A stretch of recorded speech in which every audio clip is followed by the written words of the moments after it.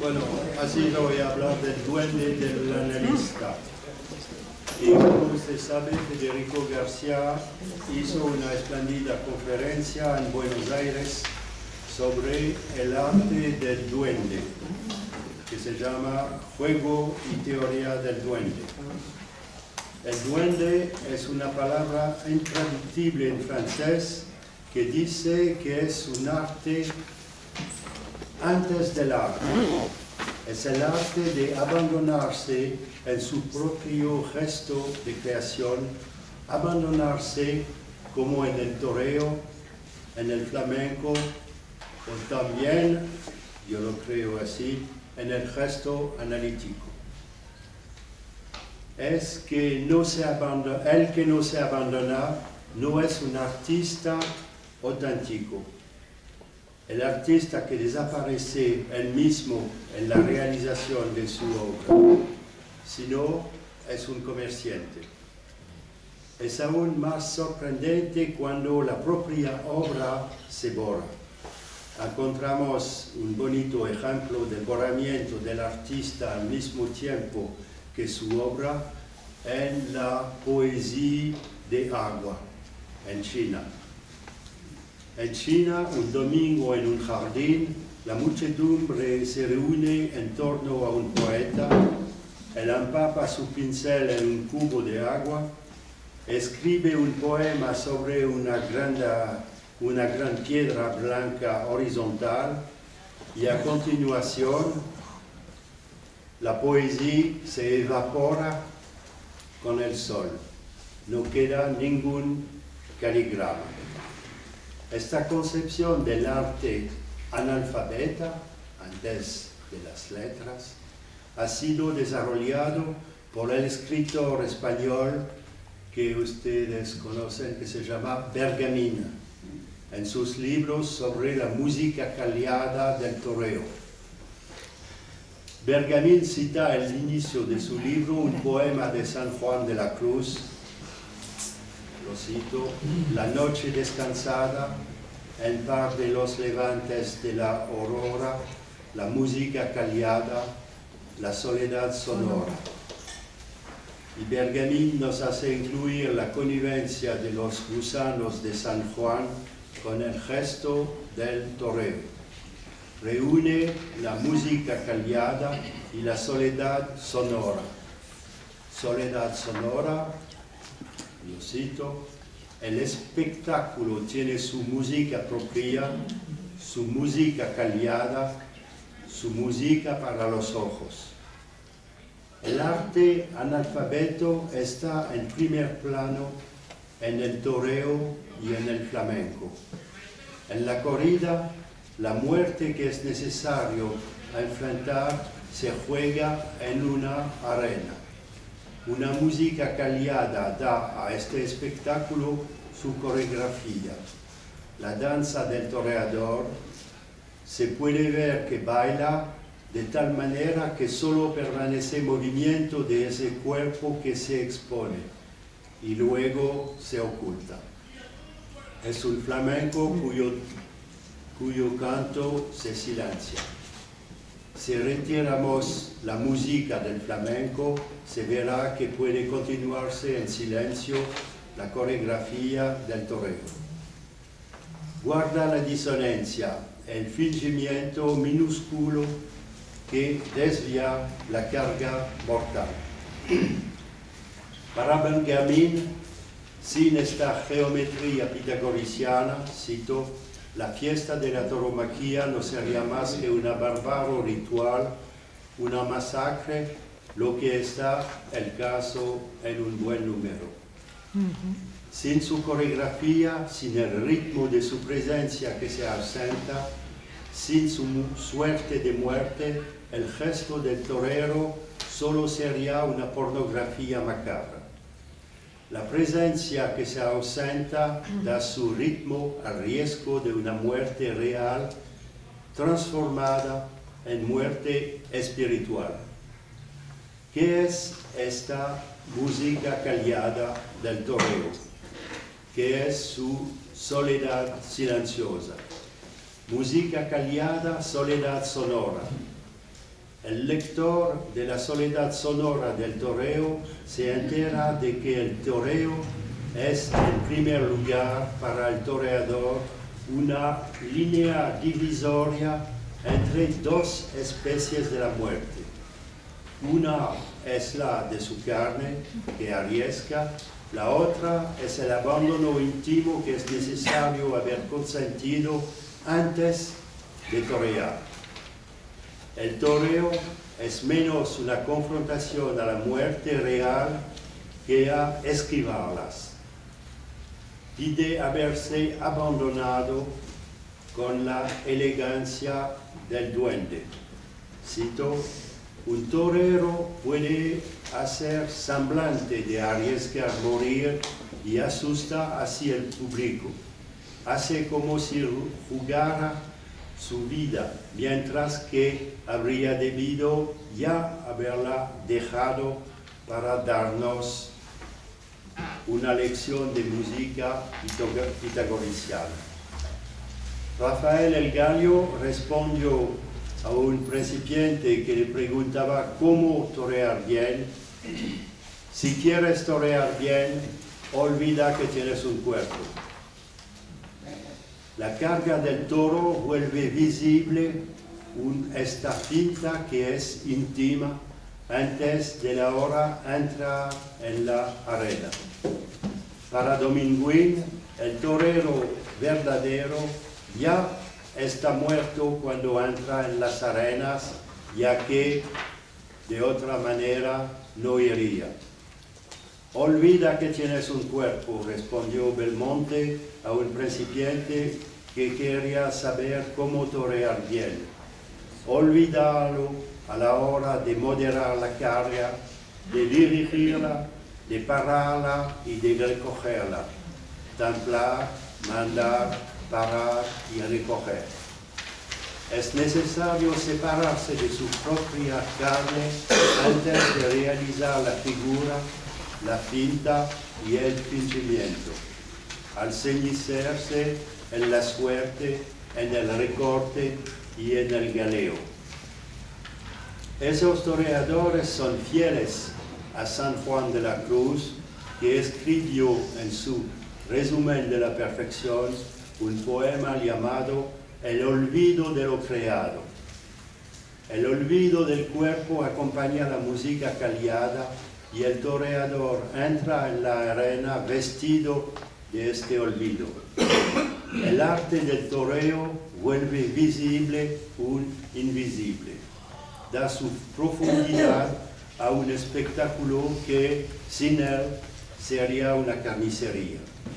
Es menos la muerte que un abandono previo, un gesto melancólico que llora su propia pérdida y hace aparecer las lágrimas a los ojos. El torero Rafael el Gallo lo describió en una frase famosa: a cada uno de mis suertes las lágrimas me brotaban a los ojos.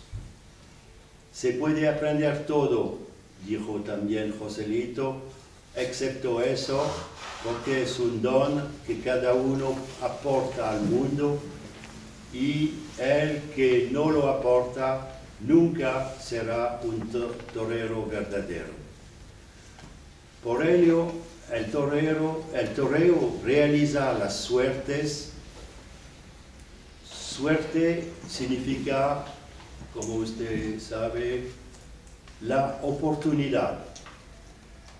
La oportunidad en la vida ordinaria es la que se desea, por ejemplo, a un amigo. Es también el azar, la suerte, buena o mala. Es diferente en el toreo, ya que esta palabra no vale nada sin la división de los territorios en la arena. Imposible ser solo el amo de la suerte.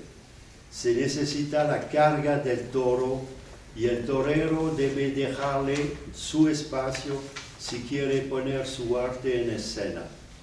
Esta suerte tan especial participa en todas las figuras del juego torino. Esta suerte incluye un doble sentido, un equívoco. Supone a la vez la espera provocante y móvil del torero y la carga del toro. Si uno de los dos nos falta, entonces no hay suerte. La suerte del toreo debe proporcionarse. Su cadencia se armoniza en la redondez del gesto que cubre a la fiera. Geométrica, ella debe respetar al territorio del toro. Le deja el campo de su carga fuera del círculo donde el hombre con la espada lo espera. Bergamin escribió en el arte del birloque, cito, no se debe presionar el terreno del toro ni de cerca ni de lejos. La arena se divide en dos ámbitos móviles cuyo punto de intersección será el de la estocada. Cargar la suerte delimita, yo cito, el terreno jurisdiccional que marca la frontera entre los dos terrenos. El toro tiene el control y cargar la suerte es forzar al toro a pasar de la carga frontal al oblicuo, hace que vuelva a la capa, dejándolo tomar de nuevo su campo, según un cálculo de las distancias y de las velocidades que una vez terminada esta coreografía parece haber sido racional. Este movimiento saca a la luz el momento favorecido del borramiento, el momento suspendido de una muerte que no es una. Es el desdoblamiento de abandonarse para reencontrarse. En el remate, el cuerpo se libera para aparecer por fin en su gloria, hace centellear la ropa de luz. Pensé más tarde, mucho más tarde, después de esas lecturas, que la música callada del toreo habla también del silencio sonoro del analista. La comparación no tiene nada de evidente. Se haría que carga la palabra como un toro, que sería necesario hacer pasar. Es decir, que el analista, él también, debe dejar su cuerpo para realizar su gesto y opera el mismo por medio de recortes y galeos, esquivando por finta y por fingimiento. No conviene una inmovilidad de estatura, necesita una clase de vestido de luz y borrarse en su gesto.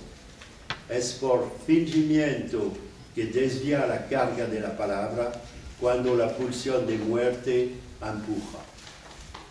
En este sentido, la palabra es un toro que carga.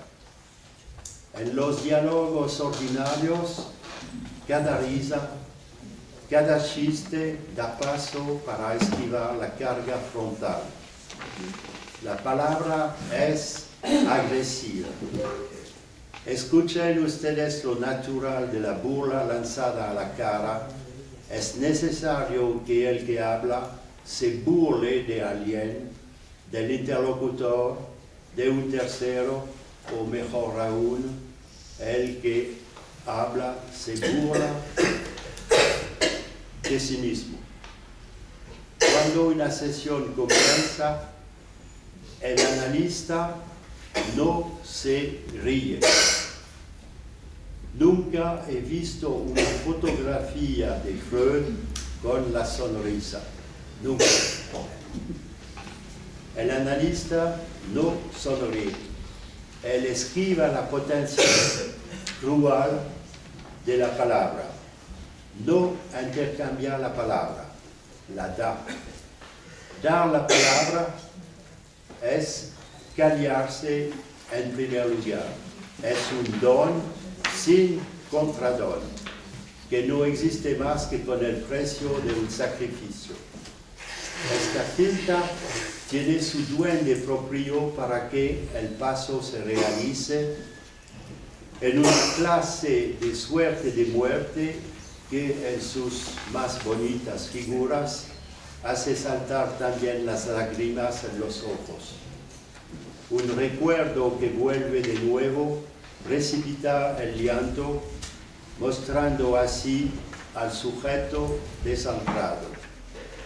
Llora cuando sus pensamientos se fracturan bajo el golpe de su deseo contrariado.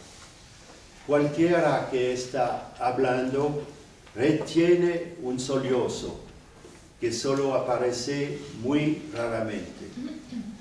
En el toreo, el paso exitoso hace subir las lágrimas a los ojos cuando la carga se soluciona en música pitagoriciana.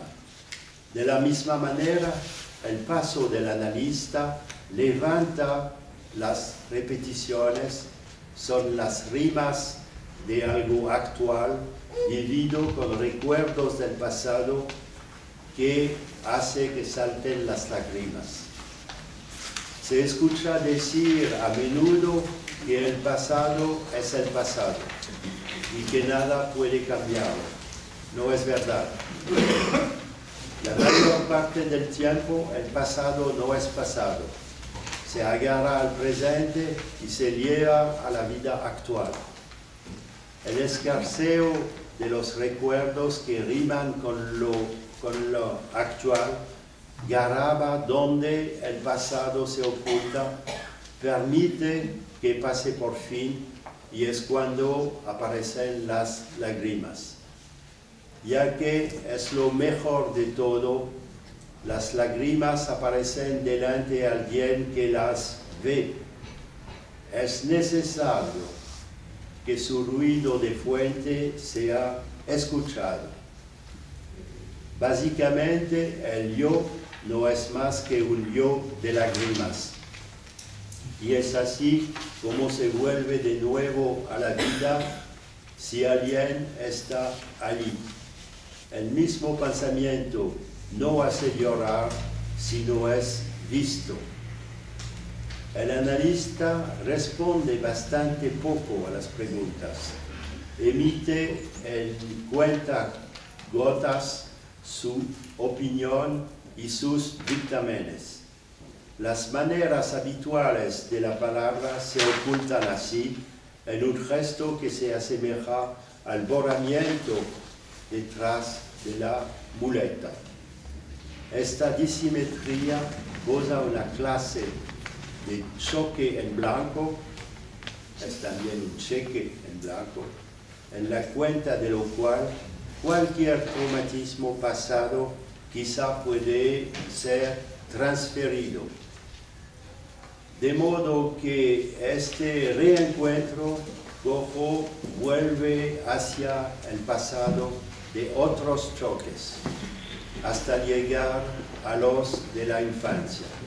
Este fingimiento abre la irrupción de las asociaciones de imágenes que se remontan lo más atrás que se puede en la historia.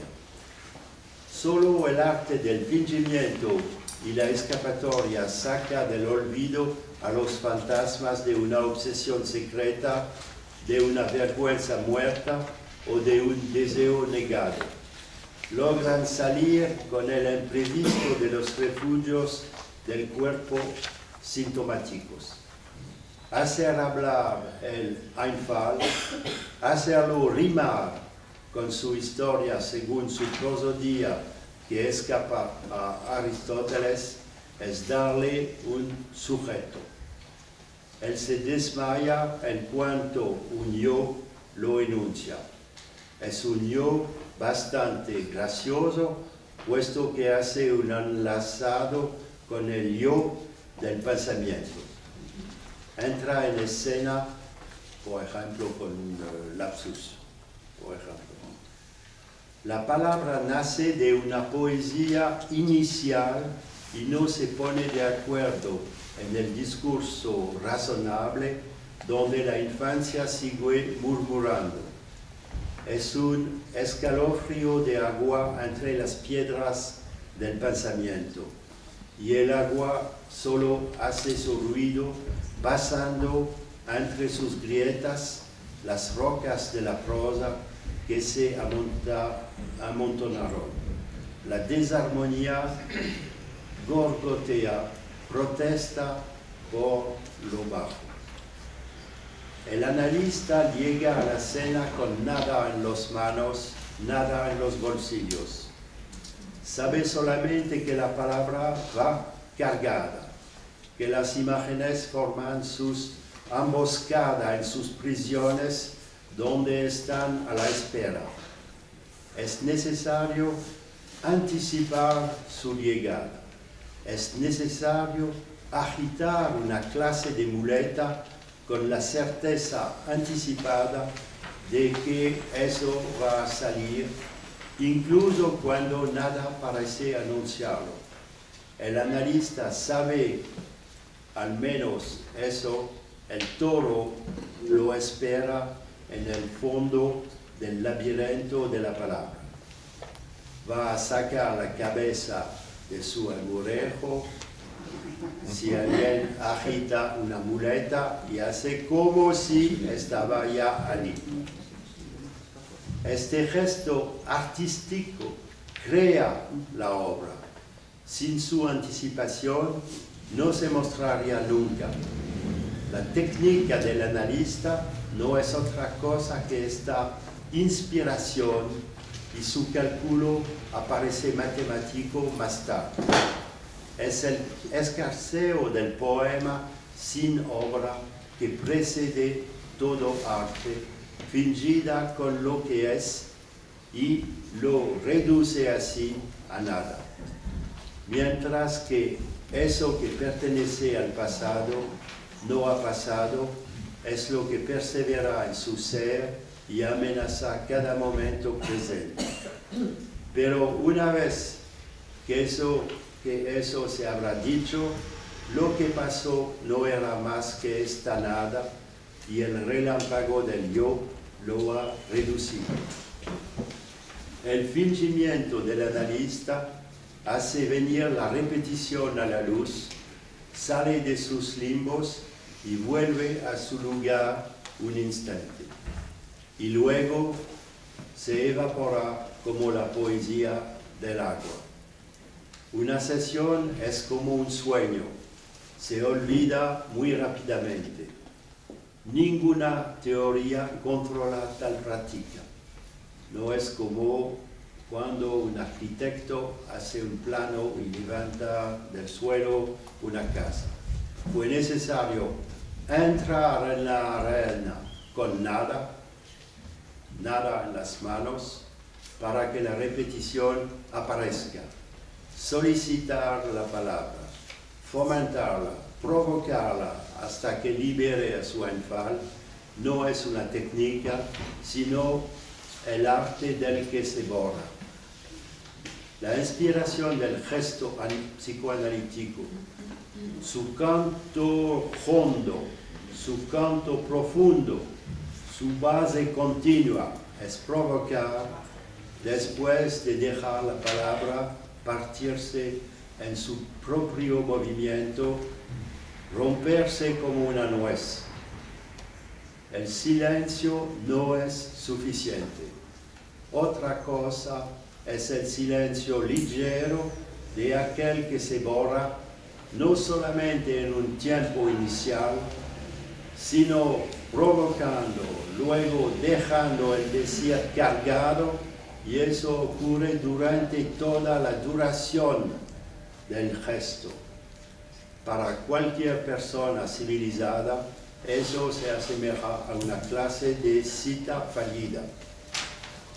¿Acaso es como si un huésped retirara la silla a su invitado después de habérsela ofrecido?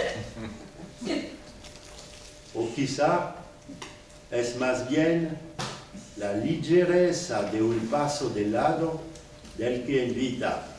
Entonces, ¿en qué pensabas exactamente justo en este instante, mientras que ibas a abrir la boca para decir cualquier otra cosa? No es un silencio convenido, sino una tensión que espera la consecuencia. Una consecuencia inesperada, ya que desencadena asociaciones en plena mitad de las frases.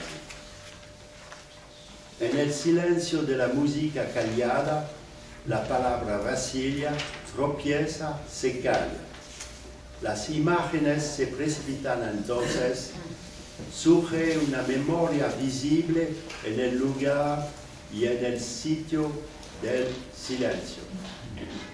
Cada sesión remonta así espontáneamente hacia la infancia. Habla de su mito singular. Los recuerdos puestos en imágenes remontan y cargan. Brotan a modo de que el silencio se instala en la palabra.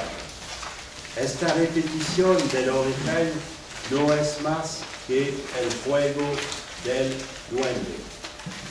Gracias a quien se quitó, el otro cuerpo se deshace de su síntoma demasiado lleno cuando la repetición se interpreta.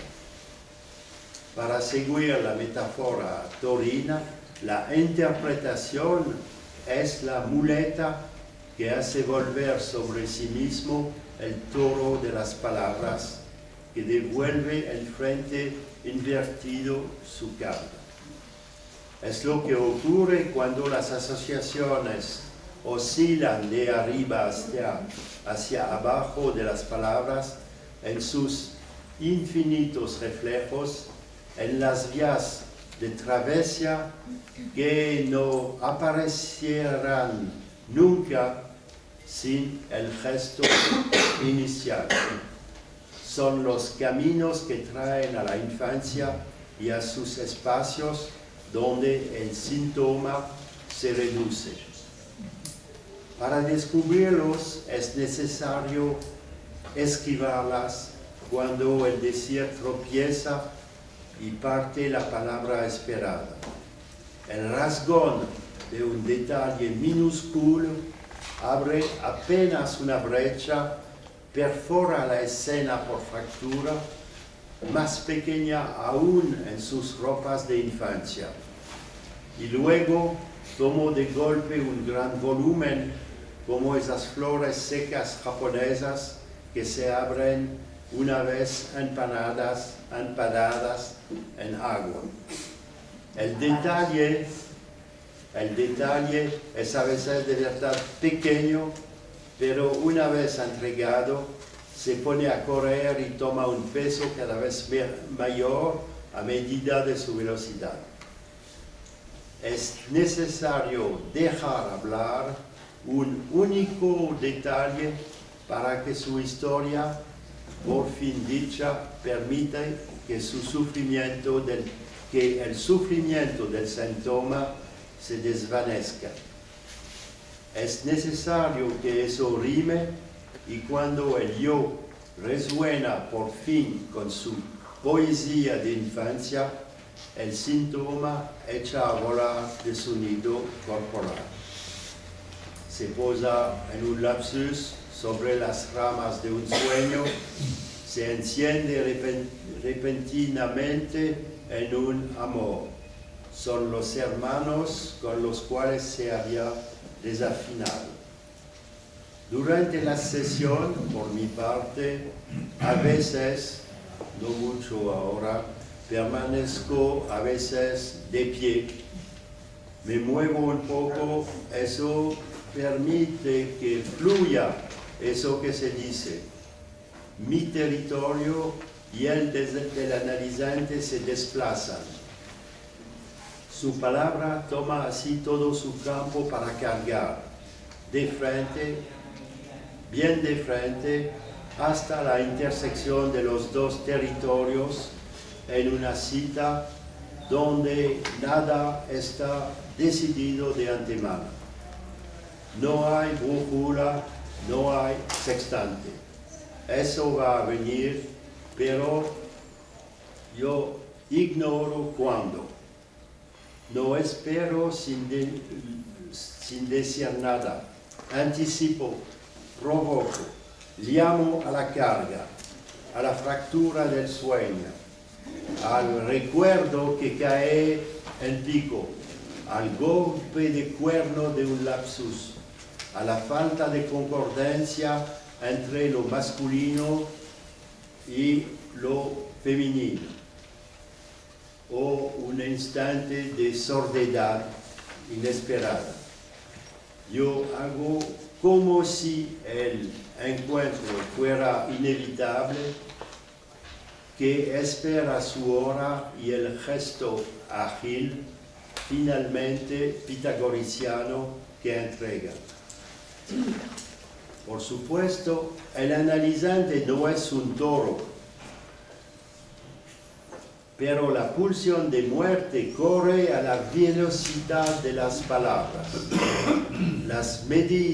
La medida del silencio la libera, la soledad sonora la cubre y la esquiva, la devuelve apoyándose sobre su propia fuerza y la trae a su destino de repetición, es decir, poético, en un gesto mudo, reúne la jauría de las pulsiones, ya que la pulsión de muerte fue la primera en alinearlas en su línea de inicio.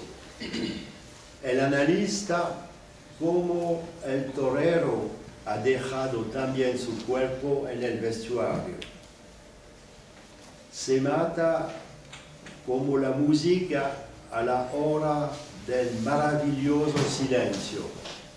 Las pulsiones vuelven a partir de cero y se insertan sobre la pulsión de muerte como sobre un cuerno de toro.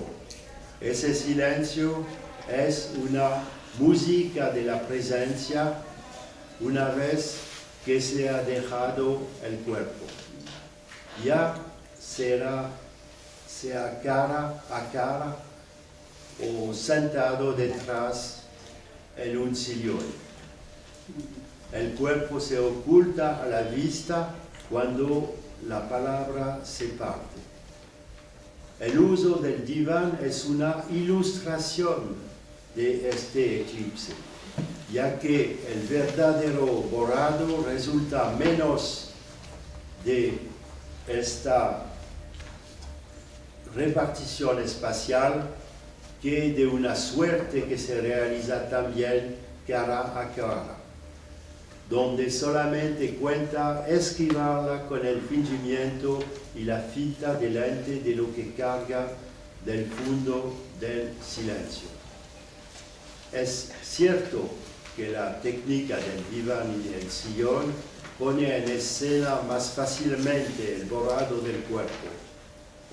Para hablar en la vida cotidiana es mejor ver la cara de aquel con quien se habla, como lo quiere la memoria de las primeras palabras que fueron dirigidas a una cara. Durante un coloquio, por ejemplo aquí, si alguien de la sala habla con un micro, no se comprende bien lo que él dice mientras no se vea su cara. Los auditores se inclinan para situar de dónde viene la voz que resuena. Se comprende mejor así. Si el interlocutor no es visible, la palabra descubre lo que oculta. La represión surge de esta evasión. Esta es la razón por la que el ver eludido en la puesta en escena del psicoanálisis es útil. La sustracción de ver la cara revela lo que la palabra disimula generalmente.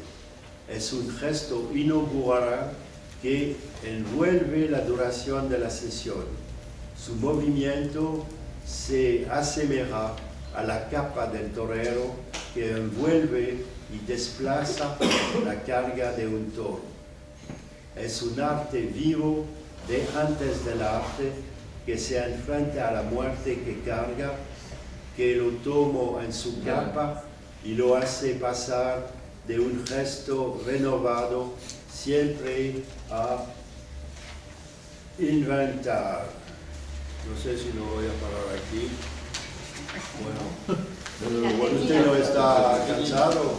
¿No? Bueno, continúo. Mencionar esta clase de desaparición tiene una apariencia un poco grandilocuente si se pone en relación con la muerte.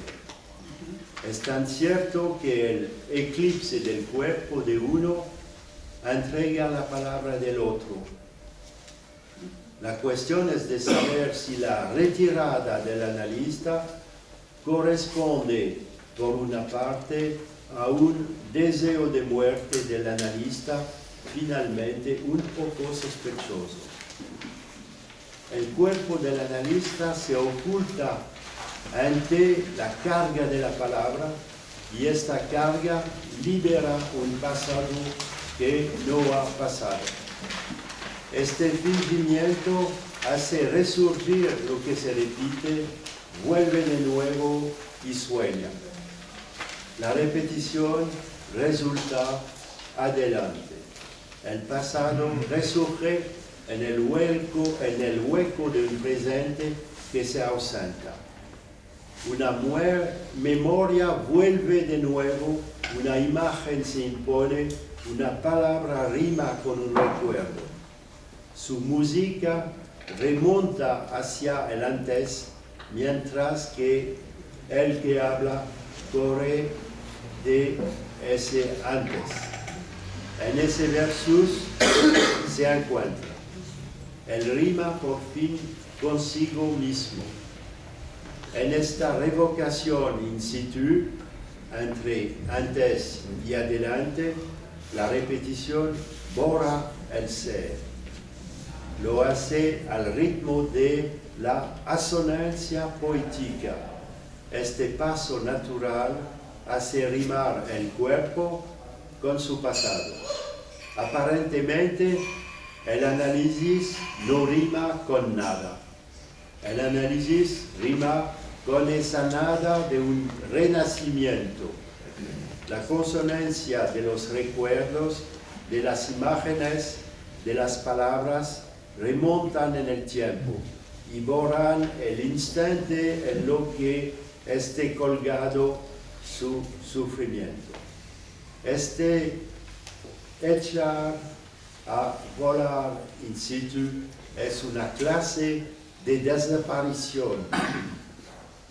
Podría parecer grandilocuente de mencionar la muerte para hablar de eso, pero es algo serio, ya que si no se libera en esta vuelta de mano, se convierte entonces en una clase de agonía que amenaza. En el día a día se impone una clase de pequeña muerte, la de un pasado que no pasó. La repetición permanece en espera sin conseguir remontar la pared del tiempo.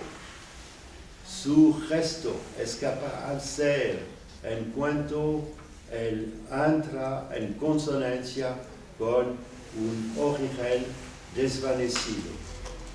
Resurge en el silencio del analista que le da una nueva salida. La pérdida de la visibilidad, el de ser del analista, que puede parecer sospechoso, es lo que causa una resurrección. El analista no es el objetivo del analizante, quiero decir que el analista no es un toro que carga, es lo reprimido que hunde al mismo tiempo que la palabra. No tomaría su impulso sin la presencia del que se borra y lo cubre en su paso. El pensamiento, nuestro pensamiento, el mismo, es un toril, de donde el toro de la palabra carga. El yo cartesiano carga su interlocutor, que en el pensamiento mismo de Descartes es nadie. Descartes es pensando solo, solitario, puesto que es ella quien provoca y hace aparecer el toro y lo deja cargar. En palabras comunes, esta potencia no se muestra. La cortesía habitual y la cortesía no la deja aparecer.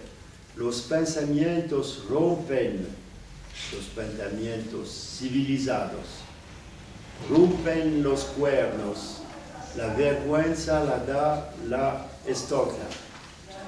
Así como el torero no es el objeto del toro, que solo libera una furia íntima, el analista no es el objeto del analizante, es un sujeto que se borra, un sujeto para dos, con el cual se realiza un pasaje, un fingimiento de la pulsión de muerte.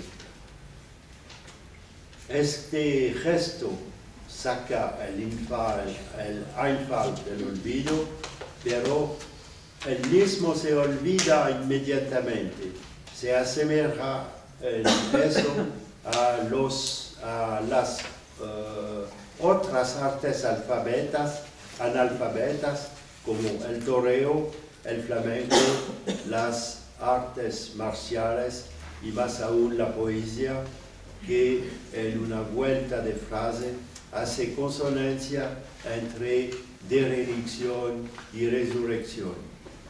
Si estas artes no rimaran con su poesía de origen, no serían más que técnicas o juegos crueles.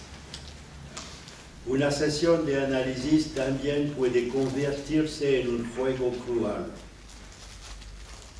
Sucede que un analista puede no estar a la altura con un determinado paciente porque no se mantiene a su lugar, usurpa a su territorio y no deja que su palabra cargue. Hasta cierto punto no distingue el toro de la palabra del analizante, que es necesario desviarse y hacer pasar.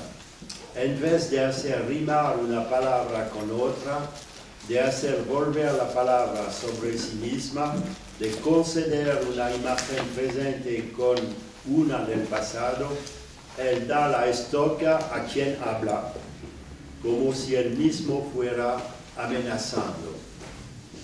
Se imagina, muchos analistas lo hacen, se imagina que la transferencia le concierne él mismo, pero no. La transferencia es lo que salta de una línea de pensamiento a otra, con la cual ninguna relación se ha establecido antes.